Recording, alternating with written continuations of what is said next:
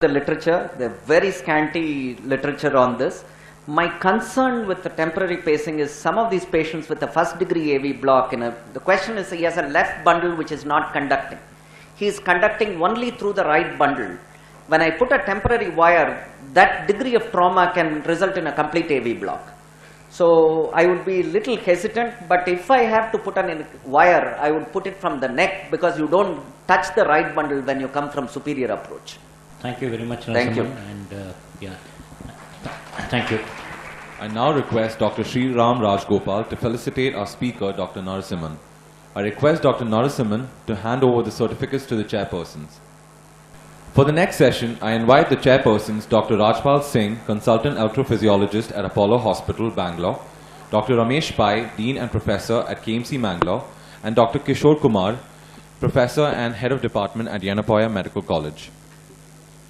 I invite Dr. Bobby John onto the dais to speak on QT interval, how should it be measured, what does it imply for a physician.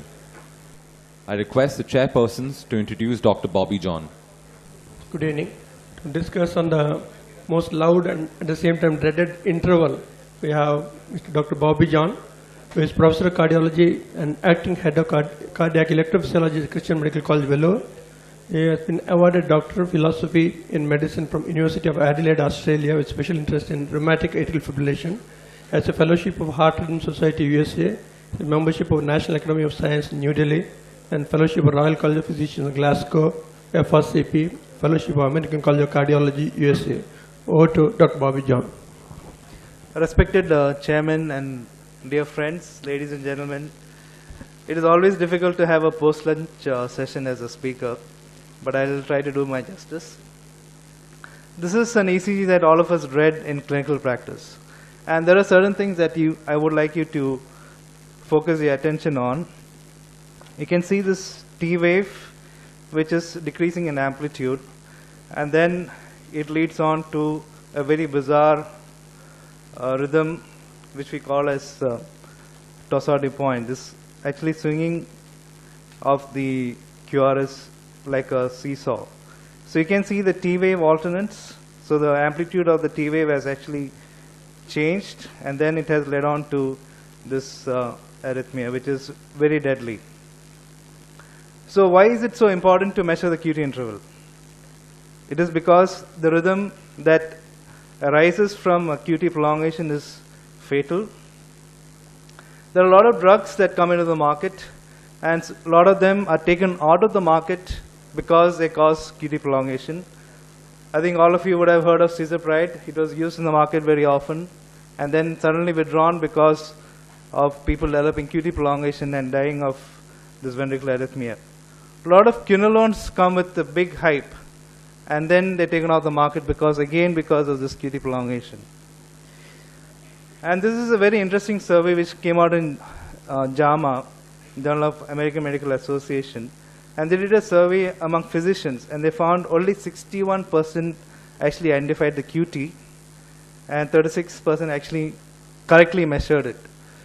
So I don't want to take a survey in this audience, but this is what the American physicians did. I think the Indian physicians is a little better than that. Okay, what does the QT interval actually represent?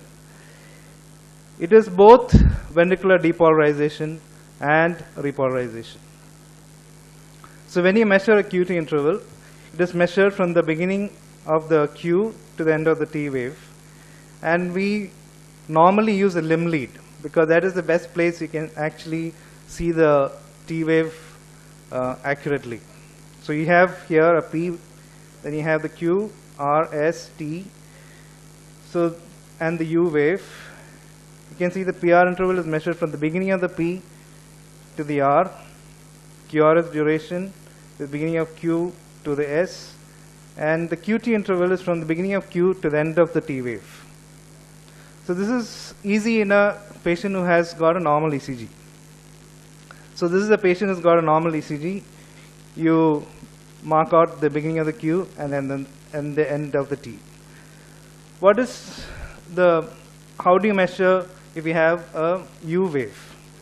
Like here, you mark out the beginning of the Q, and then you draw a horizontal line from the ST Then draw a tangential line across the T, and then a vertical line where it meets. That is your QT interval when you have a U wave. In some patients, you will never see a upright T wave. You will only see a inverted U wave, inverted T wave, like here. In this, again, you mark out the Q, draw a horizontal line from the ST segment, and then where it meets, that is the end of the QT interval.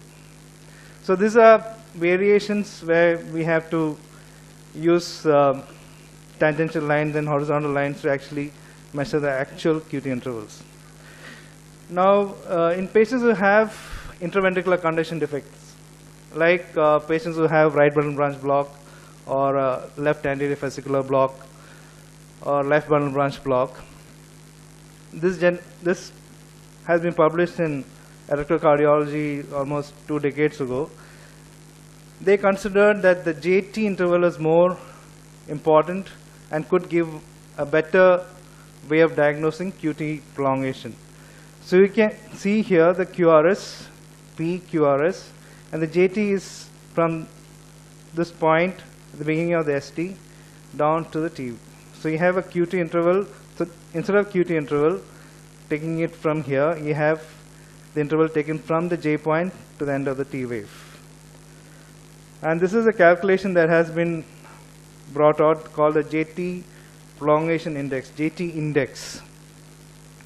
And this has been found to be robustly show abnormal rhythm, especially if you're considering patients to take QT prolonging drugs. And you have a patient who has got a left bundle branch block, you can use this formula to actually say, okay, this patient cannot be on this particular medication. The other rule of thumb is, which came out in circulation, is in left bundle branch block, you can add 70 milliseconds to the QT interval that you measure. Or in right bundle branch block, you can add 40 milliseconds. So that's another rule of thumb it can use to say whether the QT interval is prolonged in the presence of interventricular conduction defect. Now what happens in atrial fibrillation? We all know that the QT interval actually varies with the heart rate. When the heart rate is slow, the QT is longer, and the heart rate is shorter, the QT is shorter. Heart rate is fast, QT is shorter. So in atrial fibrillation, there is one group of people who think that you have to actually painstakingly take QT interval in 10 RR intervals and then average it. Or you could do 2 simultaneous ones, like shown in this example. The RR is measured here for this interval, and the QT is measured for this interval and for this interval, and it is averaged. The QTC is averaged. So that's another way of doing it in atrial fibrillation. I was just alluding to the correction. We have to correct the QT interval for heart rate because it prolongs during slow heart rate and shortens during fast heart rate. The formula that all of us are very familiar with is QT divided by root of RR. However, this is only robust from 50 to 90 beats per minute. And the other thing that you should keep in mind is this is in seconds, not in milliseconds. So when you measure QT interval, don't write 400 divided by, you don't write 1000 divided by root of 400. It is 1.02 divided by the root of 0.4. So it should be in seconds. So the way to overcome this is the Friedrichs formula, where you have the cube root of the RR, again taken in seconds. But one of the newer ones that has come out is the Framingham's linear equation, because this is a population of patients. What are we interested in? We want to know whether these people are prone for a torsades point. And the QT interval that you're actually measuring, it is going to be a prognostic indicator. You want to know whether these patients are going to develop arrhythmia in the future. And this Framingham linear equation has been derived looking at a cohort of patients and following them up, and they've come up with this equation. Now, The formula for this equation is a little difficult, but if all of you who are very Android friendly and having smartphones, you can actually download it from Medscape. I think all of you, some of you may have that, or EP Mobile. So these are the tools that you can use on your phone to measure QT in the outpatient clinic. So Framingham's is probably the most robust among Bassett's and Frederiциus. There's this Hodges formula. There are various other formulas that I used, but in practicality, Bassett's is what we use in normal practice. But remember, if a patient is bradycardic, you can't use it. If the patient is tachycardic, you can't use it. So you rather go for Frederiциus or you go for Framingham's. What are the causes of QT prolongation? There are cardiac drugs and non-cardiac drugs. I just highlighted some of them which we use commonly. Sotalol now is in the market. We often use it for arrhythmias, especially atrial fibrillations. And the rule of the thumb is you repeat the ECG 72 hours after starting the patient on sotalol. In my own practice, I do not start more than 40 milligrams twice a day because I found that our Indian population do not tolerate very high doses. Maximum I've gone is 80 milligrams twice a day. Whereas when I was in Australia, I used to give 160 milligrams twice a day, or even 320 milligrams twice a day. But our Asian, maybe because of genomics, they do not tolerate it. So 40 milligrams twice a day, do the ECG 48 hours after starting sotalol, and send it to us. And we do not want the QT to prolong in these patients. And the cutoff is 500 milliseconds. And especially if you give drugs which can prolong QT, like a lot of people give erythromycins, a lot of people use quinolones and terfenadine. I remember taking Trexel for every common cold that I used to come across. So these all can cause QT prolongation. Remember, electrolyte imbalance, toxins, severe bradycardia can cause QT prolongation. And there are structures very far from the heart. It's not uncommon for a neurosurgeon to call you up and say there's QT prolongation because of subarachnoid hemorrhage. So the QT can prolong because of pharmacokinetic interaction, like example is cisapride and ketoconazole. Ketoconazole levels increase by cisapride. Both prolong the QT. Pharmacodynamic is when the, like example is quinidine and sotalol. Very rarely, we don't use it nowadays. Both block the outward potassium current. And sometimes you have a mixed interaction where erythromycin and cisapride are given together. Both block outward potassium current and both potentiate each other's levels. So this is a drug interaction. So the guideline for QT measurement, it should be not automated. There is a question that we have Holters. A lot of us use Holters. And we have automated QT intervals coming out from the Holters.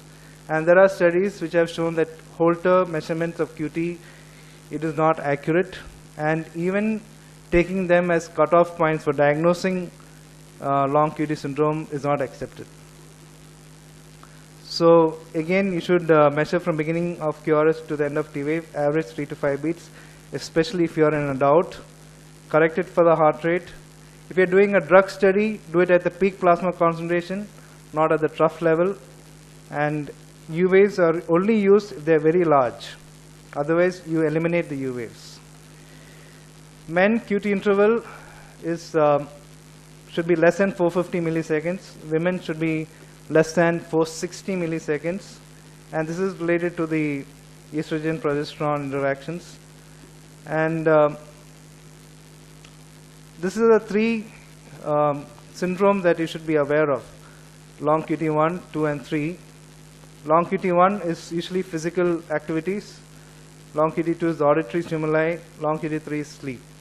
I think my speaker after me is going to speak in depth about long QT syndrome, so I won't delve too much about it.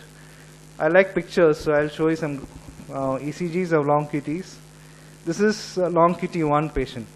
There are 3 different patterns. This is the infantile pattern. the QT is prolonged and is broad-based. You can see the T wave is broad-based and a little peaked. And I have shown only here, notice I have not shown any precordial leads. I have only shown the limb leads. This is not peaked like the infantile pattern, but it's just it is broad-based again. Broad-based T where the QT is prolonged. This is almost looking normal, QT, but the T wave looks normal, but the QT is definitely prolonged. And this is a really late normal. The T wave looks normal, but the QT is significantly prolonged. They all belong to long QT1. So what is the common theme here is a broad-based T wave. It's difficult to remember all the patterns, but if you remember, long QT1 is broad-based T wave. That's one take-home message. Long QT2 is bifid T waves. Okay, and here you can see a T wave which is looking bifid. Don't mistake it for a P wave or a 2:1 heart block. I think all of you should be very careful, especially in a patient who's got recurrent syncope, young boy. Don't put in don't diagnose 2:1 here. It is actually a bifid T wave. You can have a subtle bifid T wave when you can see here, it's on top of the T wave, or it can be on the downslope of the T wave. Or it could be just a low amplitude. So all of them are long QT2. Long QT2 is bifid T wave. Long QT3, it is late onset peaked biphasic T waves. You can see the QT is significantly prolonged, almost looks like another complex sitting here, and it is peaked. It could be asymmetrically peaked. This is symmetrically peaked. Here it is asymmetrically peaked. Both of them are long QT3s. So long QT1 is broad-based, long QT2 is bifid, and long QT3 is peak T waves. All of them the QT is prolonged. I think that's an easy way of remembering QT prolongation. Now I've just put in a long QT diagnosis. I was not aware that my speaker was the next speaker is going to speak on this, but very quickly, the ECG findings, clinical history and family history are to be taken in together before you diagnose a case of long QT syndrome. So when you have a patient who comes to your outpatient clinic with syncope, you should always ask, when is he falling unconscious? Is it when he is playing football or exercising, or is just at rest? Because if the patient is having syncopal episodes when they are stressing, it is of more graver importance. He is given a score of 2. Without stress is given a score of 1. And all of us light up when we see a patient who's, especially a child who's got congenital deafness and has recurrent loss of consciousness. Then you always think of long QT syndrome. It's given a point of only 0.5. Then families which have history of sudden death. Families with definite long QT diagnosis or unexplained cardiac death below the age of 30 in the first degree relatives, they are also counted significant. And ECGs, like I said, you measure the QT interval. There's a documented Torsades-de-Pointes T wave alternance, like the example that I showed you the first slide, where they can be the alternation of the amplitude of the T wave or the phase of the T wave. Notched T waves in 3 leads, a low heart rate for age. So if you have a score of 4 or more, it's a definite long QT syndrome. And if you have a score less than 1, it is of low probability. Suppose you have a patient who's suspected long QT syndrome, you can do some challenges. One of the things that is to put them on the stress test and check the QT interval.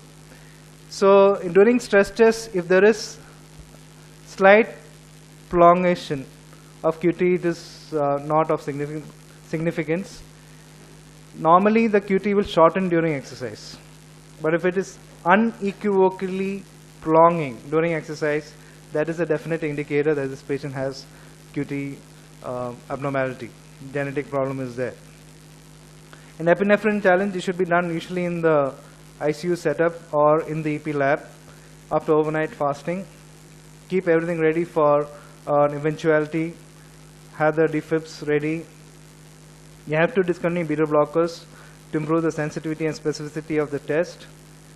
And you give an infusion of epinephrine starting at 0.025 micrograms per kg per minute and increase it every 10 minutes for a total infusion of 25 minutes. And you terminate it when there are untoward events, especially when the patient develops non-sustained VT, polymorphic VT, frequent PVCs.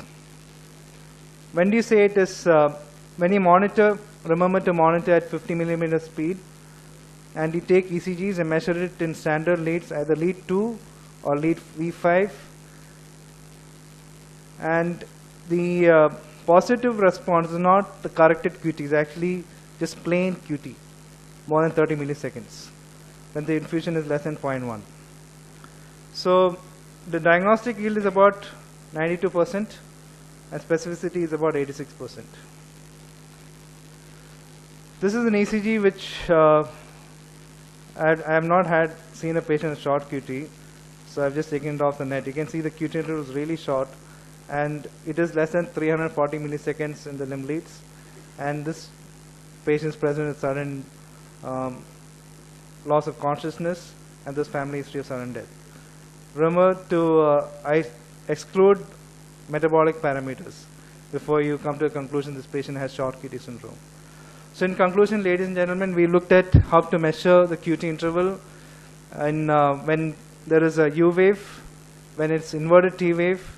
We've looked at the ECG pattern in long QT1, which is a broad-based T wave, bifid in long QT2, and peaked in long QT3. And stress testing is an important way of training patients for long QT. So I'll conclude here, and if there is any questions I can ask. We used to call something called R on T. What is that R on T? The worry is when there is ventricular depolarization occurring at the same time as ventricular depolarization. So it is always thought to be a precursor for